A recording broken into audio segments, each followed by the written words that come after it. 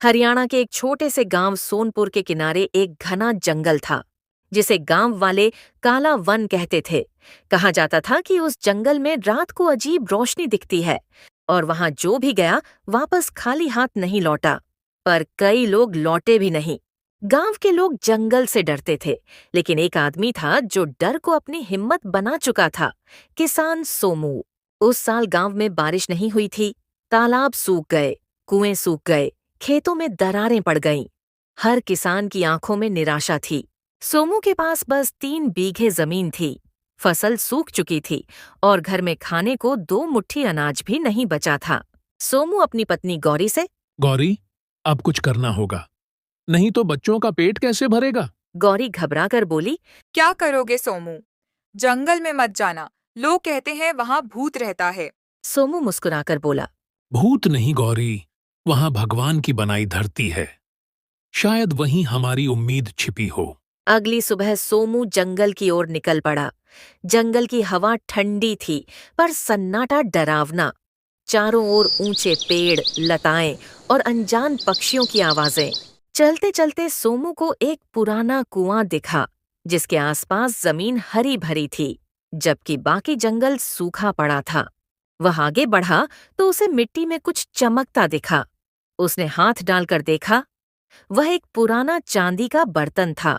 बर्तन पर कुछ लिखा था, मेहनत करने वाले को मिलेगा फल, लोभी को सिर्फ छल। सोमू ने उसे उठाया और घर की ओर जाने लगा। घर आकर उसने बर्तन को साफ किया। अचानक से सोमू की पत्नी बाहर से आई और कहने लगी। यह बर्तन कहाँ से लाए हो? गौरी डरी आवाज में बोली। हे भगवान, ये क्या है सोमू? सोमू बोला। डर मत, देख, इसमें कुछ तो रहस्य है। फिर बर्तन से एक मधुर आवाज आई। सोमू किसान, तू धरती का बेटा है। तेरी सच्चाई और मेहनत ने मुझे जगाया है।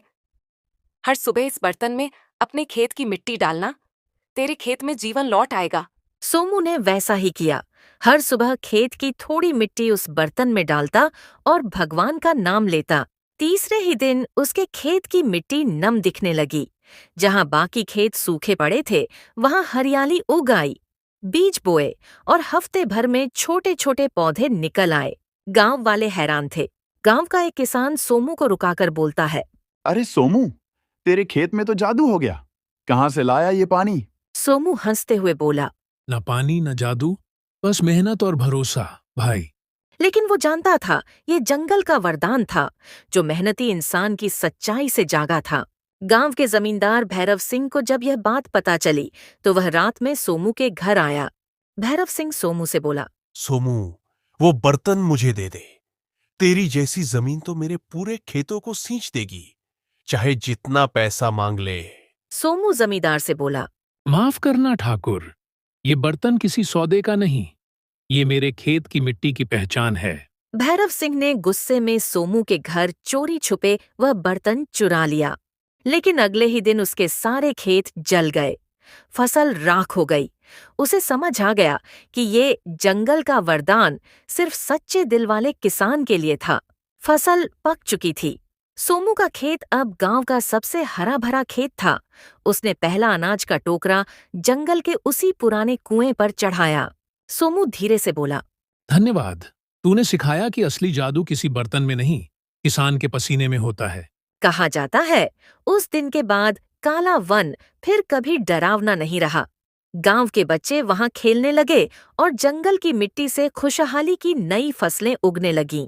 अंत संदेश, धरती उसी को वरदान देती है जो उसे पसीने से सींचता है, न कि लालच से।